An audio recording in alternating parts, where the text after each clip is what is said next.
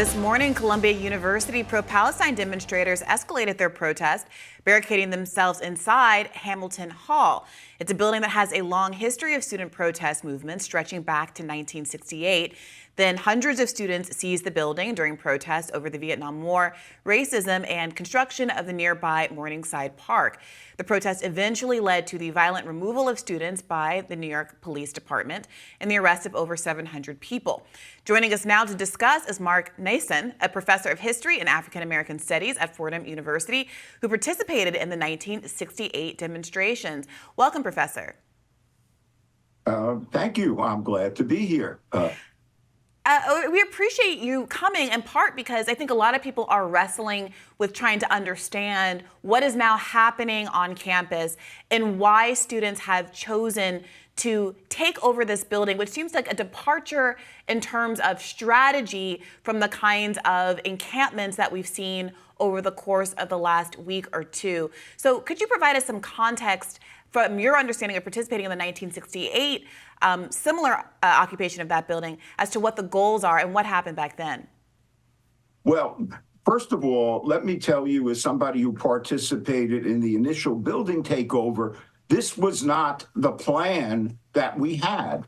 This was a protest to try to have a mill-in in the Columbia administration building, but there were security people blocking the entrance.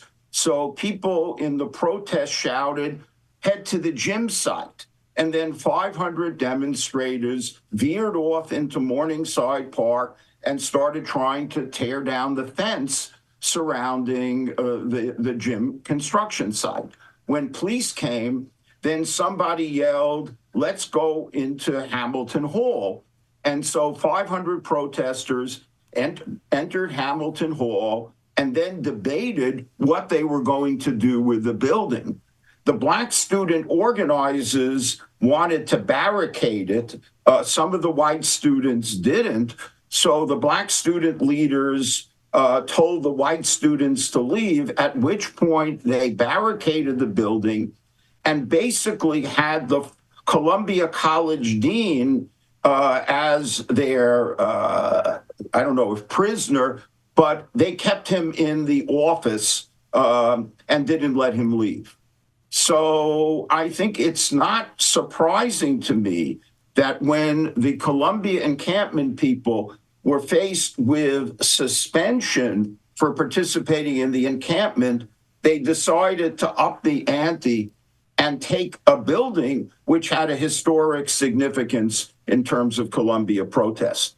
I don't think this was part of their initial plan. It was something that, was a spur of the moment decision.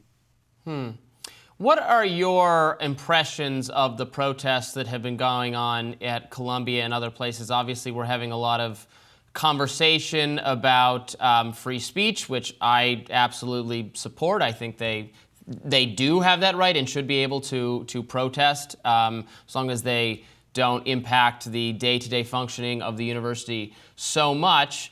What are you seeing? What I'm seeing is people absolutely enraged by the images coming out of Gaza on TikTok and Instagram. Most people over 40 do not get their news from TikTok and Instagram. And the images coming out of Gaza of, starving children, hospitals, universities destroyed, people begging for food are so absolutely heartrending that these students are as filled with rage as the Columbia students were about the Vietnam War, which was still escalating in 1968. And in their rage, they are willing to bring campus life to a stop in order to get their goals met, the same way the Columbia protesters were in 1968. So given what they are feeling, I'm not at all surprised that this protest is deeply intrusive and in some ways threatening. The difference is, in 1968, there weren't a group of students and faculty on campus who felt directly threatened by the protests the way many Jewish students and faculty feel today because of their connection with Israel. And that's the big difference. The protests in 1968 were no more peaceful than these protests are. Remember, students in 1968 at Columbia basically took a dean hostage. And a year later, students at Fordham took a dean hostage in order to get a Black Studies program. I think we forget just how disruptive, intrusive, and in some ways violent the protests of the 60s were. So, I think that none of this is new. What is new is that you have all these students and faculty who feel personally attacked by the protests because of their connection to Israel. And that's a big difference. Professor Naison, I want you to unpack a little bit a part of Robbie's point, which is that a lot of these protests, I think, have been defended on the basis of free speech and have involved overwhelmingly protected First Amendment activity. This is obviously something of a different nature, something that seems better described as civil disobedience. So as someone who is an African American studies professor, I wondered if you could sort of explain how civil disobedience works differently and maybe opine as to whether or not you think this pivot, instead of saying I'm defending myself and cloaking myself under the First Amendment and you don't have to have a feeling about whether or not you think I'm right or wrong, versus civil disobedience where there just seems to be an ideological statement that's made under the reframed as, it doesn't matter if this is legally allowed, this is what's morally right, and I'm willing to go to jail over this. Yeah. Well, there was a statement from the 60s civil rights movement. It isn't nice to block the doorway. It isn't nice to go to jail. There may be nicer ways to do it, but the nice ways always fail. So there's a long tradition going back to the civil rights movement, is that when you want real social change, you have to be disruptive. Now, part of the problem is that when you're dealing with the student protest in 68, some of the disruption went beyond civil disobedience into acts which were on the verge of being violent. And that puts protesters in a dilemma, and also puts administrators in a dilemma. And that's what's happening now. People are so filled with rage that they want to stop the machine until the U.S.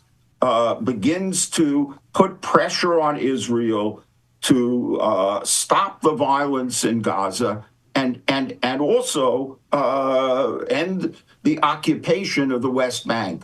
So this is not pretty, but it wasn't pretty in the 60s either.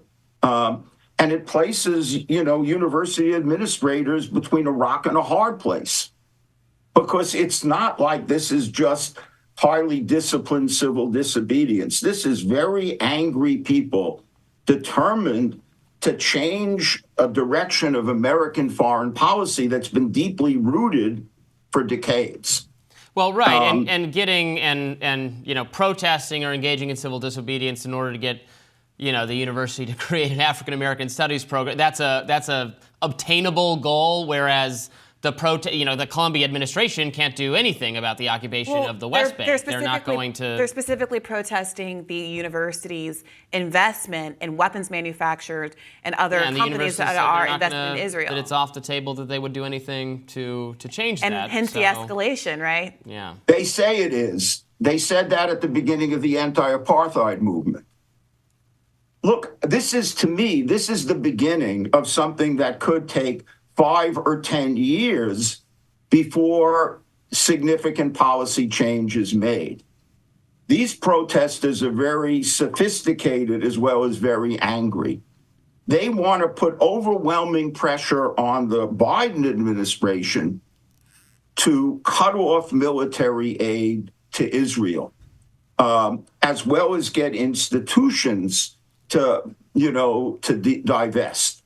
Now, whether they are going to be able to do this is debatable and probably, but don't think that the Biden administration isn't highly aware of what this means, especially in an election year.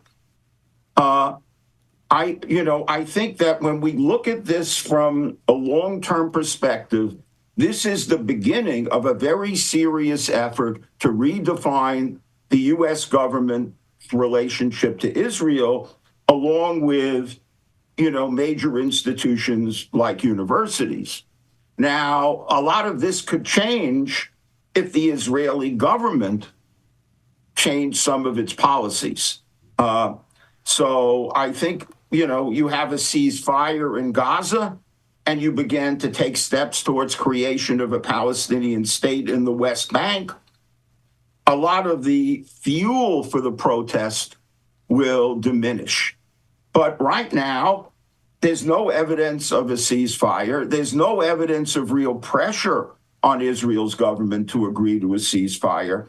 And there's no evidence that this Israel government is committed to creating a Palestinian state, which is what, all of Europe, much of the Middle East wants.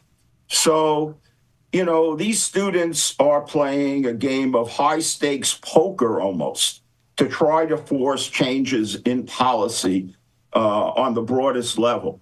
Now, it could backfire. It could help lead to the election of Donald Trump.